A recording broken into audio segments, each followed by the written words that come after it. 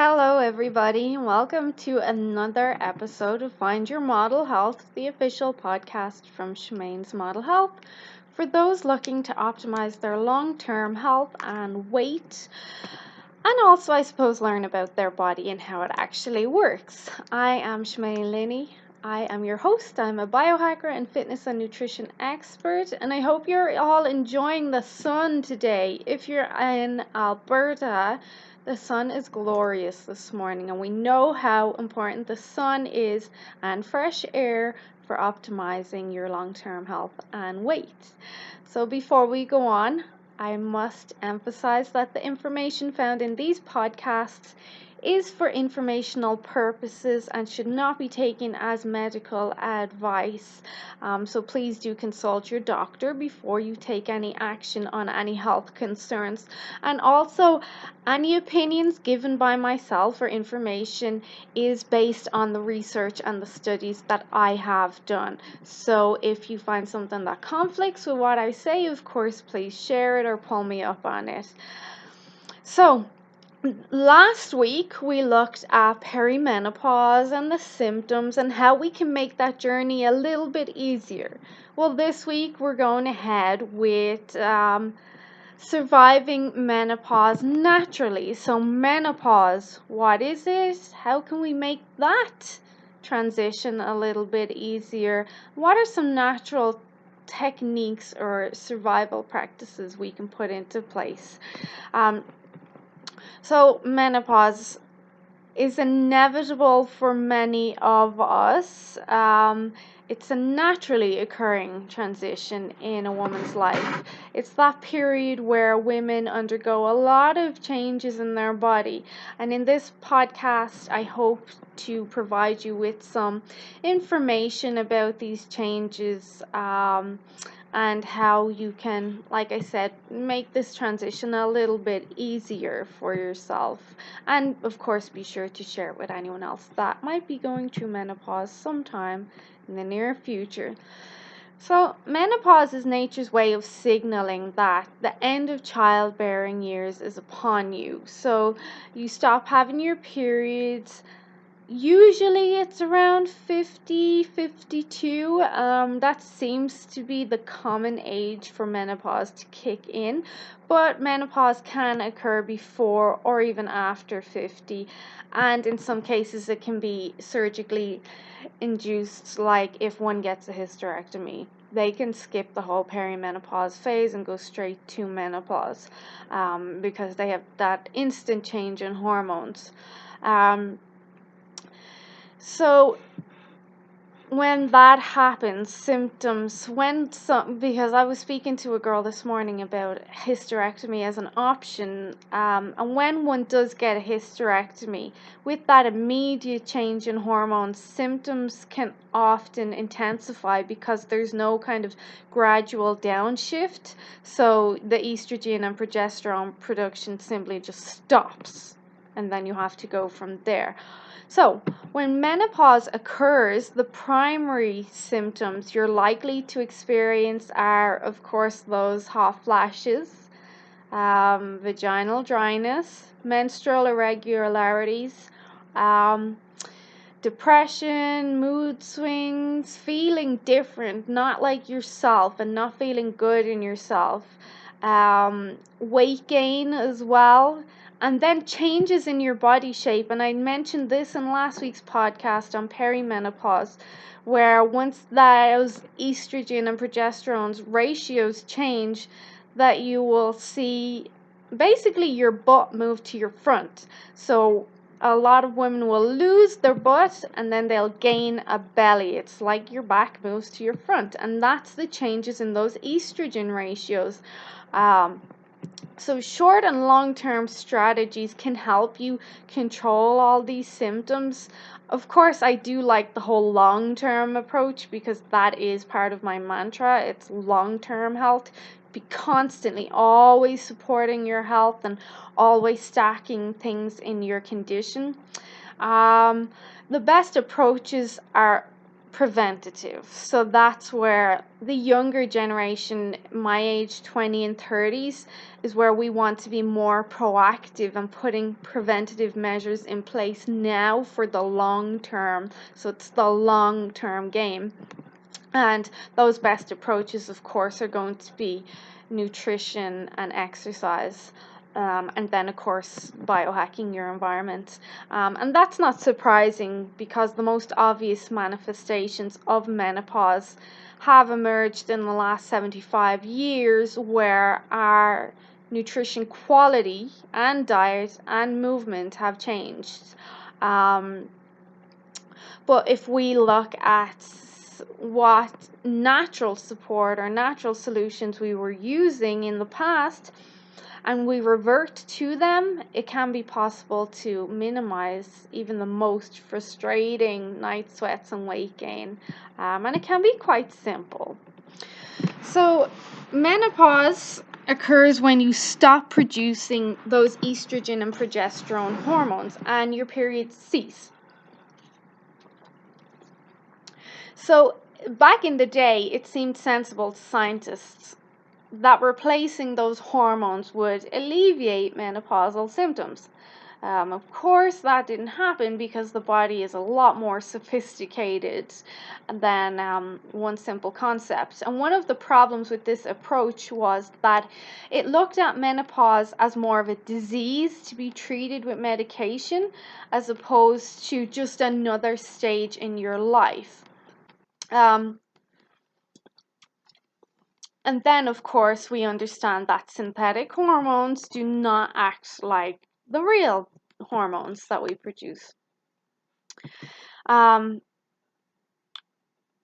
and of course, many people hope for a quick fix when it comes to different lifestyle stages, because menopause for some people can be very tough stage and for others not so bad.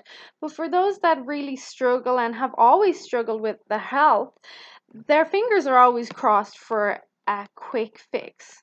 Unfortunately, in what I do and in my line of work, and what many natural health practitioners do, um, that quick fix, it's not what living a healthy lifestyle or making healthy lifestyle changes are all about. But for those who do want the short list, um, there's a few easy ways to determine if you're in menopause, along with some to-dos that can help put you kind of on the right track sooner rather than later. So determine if you're in menopause. So you ask your physician for a blood test called an FSH test, and that determines if your pituitary glands think your ovaries aren't fully functioning. As a result, um, it'll start secreting more FSH, so that's follicular stimulating hormone. And there's no need to do this if you have had a surgically induced menopause, so where you've had a hysterectomy or had your ovaries removed, as by definition you're already menopausal. So the higher your FSH levels, the more likely you're in menopause. So perimenopause, as we looked at last week, in last week's podcast, begins the process a few years in advance, even up to 10 years in advance, in those rare cases that it can happen even further in advance. And once you haven't had your period for a year, you are then considered to be menopausal. Um, so just a few diet and lifestyle changes can have a dramatic effect on how you experience menopause, especially if you start making them as early as possible. So at the latest in that peri stage, but in the earliest, I'm saying, like, even in your 20s and 30s, you want to be starting to stack conditions in your favor. Of course, I'm going to say that because I am a health professional and I believe that we should always, regardless of age, be working on our health.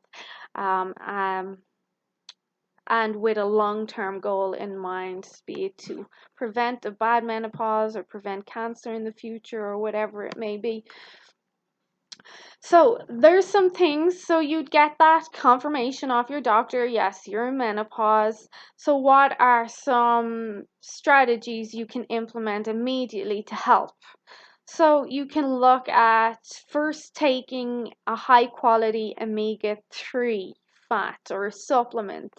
My favorite being krill oil. Cod liver oil can be good if you can get a good source. So balancing the ratios of omega-3 and omega-6 in your body through supplements and whole foods can be effective at helping the hormones regulate a bit better and easing your symptoms. Then you could look at phytoestrogens or plant estrogens. The earlier you take them or implement these into your diet, the easier it is to moderate estrogen levels when you do go into menopause. The drop won't be so dramatic. And part of this is by implementing some of these phytoestrogens or plants that can help detoxify and manage estrogen a bit better. That can stop or block stronger forms of estrogens from coming in and causing havoc, basically. So you can find some nice phytoestrogens in licorice and alfalfa, but I really like broccoli sprouts and daikon radish are my favorite phytoestrogens. Royal Maca also seems to be pretty good at this, but you want to get a really high quality one. So when you look at Royal Maca, price does matter here. The more expensive it is, the better quality it is. Also another favorite of mine, and I think females especially should be adding in green tea long before they ever approach perimenopause, let alone menopause.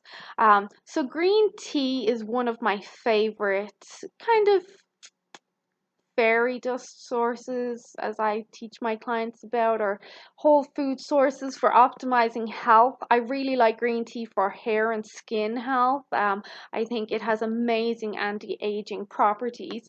But so the polyphenols in green tea are associated with a lower risk of heart disease. And have been shown to be more effective in red wine.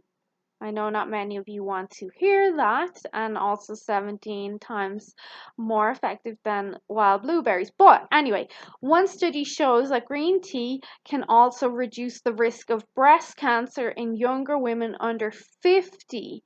And that is true that modulating the good and the bad estrogen ratios again. So super important. And that is, it's something really simple and easy to implement into your diet is a cup of green tea a day is going to start stacking things in your favor. So once you've kind of implemented your fats and your good kind of phytoestrogenic foods and your green tea, you kind of got a good foothold then. So what would you then kind of add into that or follow through with after that? So you can look at addressing each symptom as they come. Or you can just constantly, like I said, be stacking conditions in your favor. So if you're looking at regulating body temperature and hot flashes, black cahoot can be very effective, but honestly, my favorite for hot flashes has to be rosemary, hands down. It works all the time, every time, and you can even get that in a tea. Not only does it help with the hot flashes, but it helps with detoxifying estrogen by supporting the microbiome or the gut. So really good there. Um, you also want to be conscious about your food choices. So like trying your best to eat whole foods that are locally grown and organic. And if you're going with meats like pasture raised or grass fed, because you're already going through this stage where hormones are going a bit berserk, last thing you want to be adding in is bad animal hormones or excess animal hormones and chemicals to you're just asking for trouble. You're just instead of stacking conditions in your favor, you're stacking conditions against yourself if you're not focusing on your food sources and the quality of the food.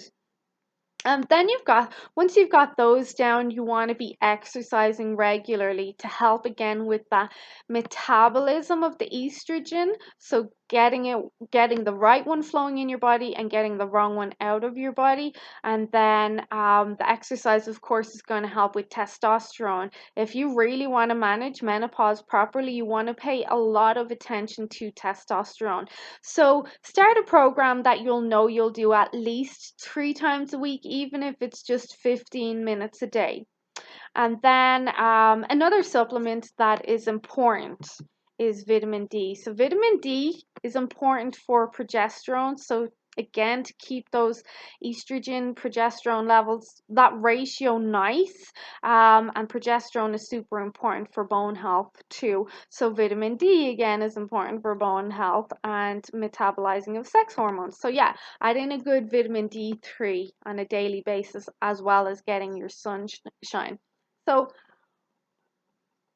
those are kind of your short term. If you haven't been already stacking conditions in your favor, you can start to add them in now. Those are the short term. But like longer term solutions that you should be ideally starting 20s, 30s, 40s. You should be developing healthy habits that support a good lifestyle. And you should be investing a little bit of time into optimizing your health and finding out what are the best supplements, what are the best foods for you. Constantly adding in some sort of exercise to your day. So this is the long term. This is what you should be doing. And then 80% of the time, your focus is on very good, dense, health promoting nutrition. And I say 80% of the time because a lot of my clients have families and it is hard for them to be focused purely on dense nutrition 100% of their week.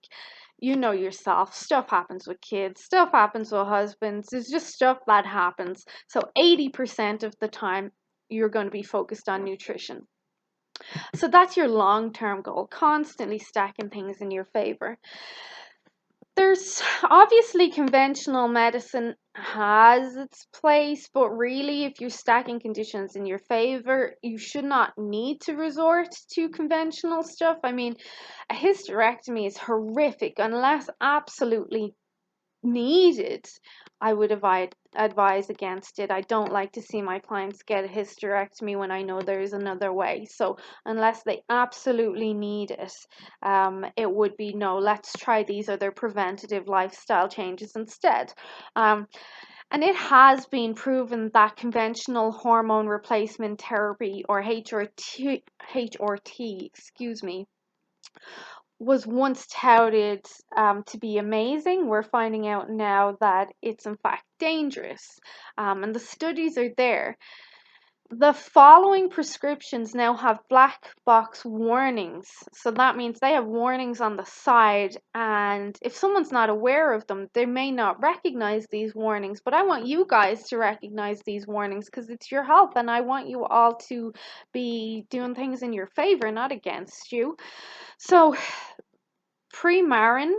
Premarin is an estrogen extraction from pregnant mare's urine, so horse pee. And we now know it is associated with an increased risk of heart disease. So maybe second think that one.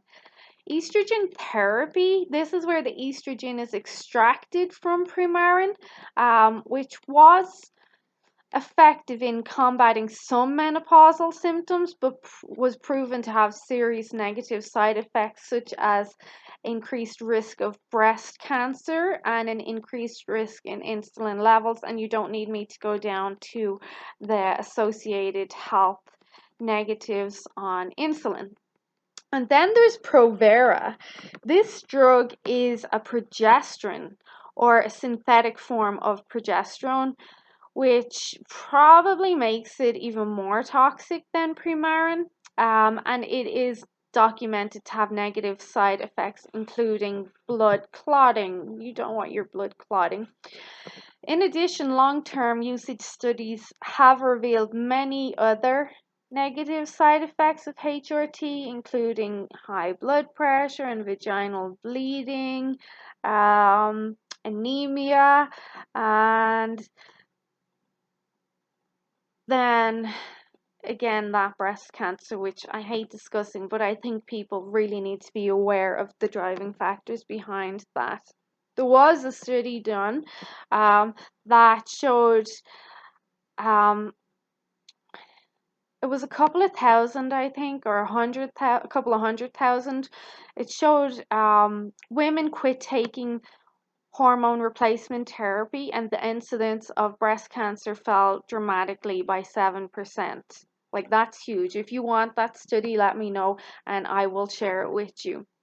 So, just be educated is what I'm saying when it comes to HRT.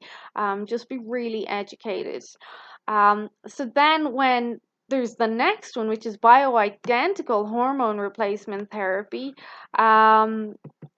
When diet and lifestyle changes are not enough, bioidentical hormones may be able to help.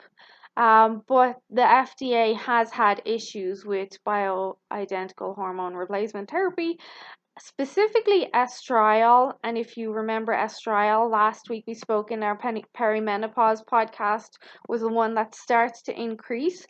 So the FDA effectively banned it, but at the same time they were attempting to create their own. So I don't know. I mean, you do your research and make of it what you like, but bioidentical hormones, unlike synthetic hormones or natural ones from animals, are natural hormones that are bioidentical to your own.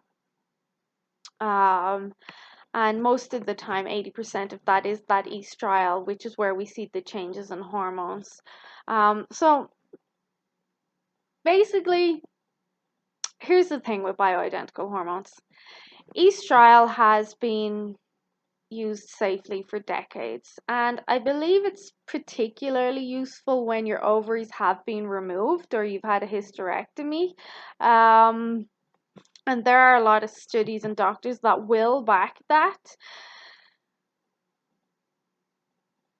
I don't see much negatives on bioidentical hormones apart from the delivery methods of it. So, oral supplementation is not something I agree with. I do like topical application of bioidentical hormones because it allows you to absorb it and target specific locations. So, hormone creams are one common alternative that achieves this, so that those topical creams don't have to pass through the liver, they'll go straight into the bloodstream.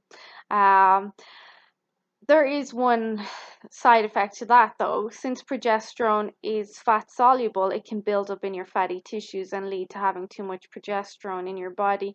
It's rare, but it can happen, and a lot of the time most people are more on the estrogen dominant side, so it's not so much of a concern as it is to just an FYI. Sublingual drops too are being offered by doctors or naturopaths as well, and these can be pretty good as they enter your bloodstream directly and will not build up in your tissues. So these are pretty good. If your doctor or naturopath will prescribe them, then that's the road I would go. And it's also a bit easier to determine the doses that you're taking, and so you know exactly how much you're taking. And that direct delivery system also means you can oftentimes take a lower dose than you would need to if you were taken, say, in a pill form. So do watch out for knockoffs there. Get stuff like that from a trusted health professional, so a doctor or a naturopath or an integrative health practitioner that you trust. Um, con- constantly stacking conditions in your favor from a young age as a woman is always going to be the optimal choice or the best choice to you.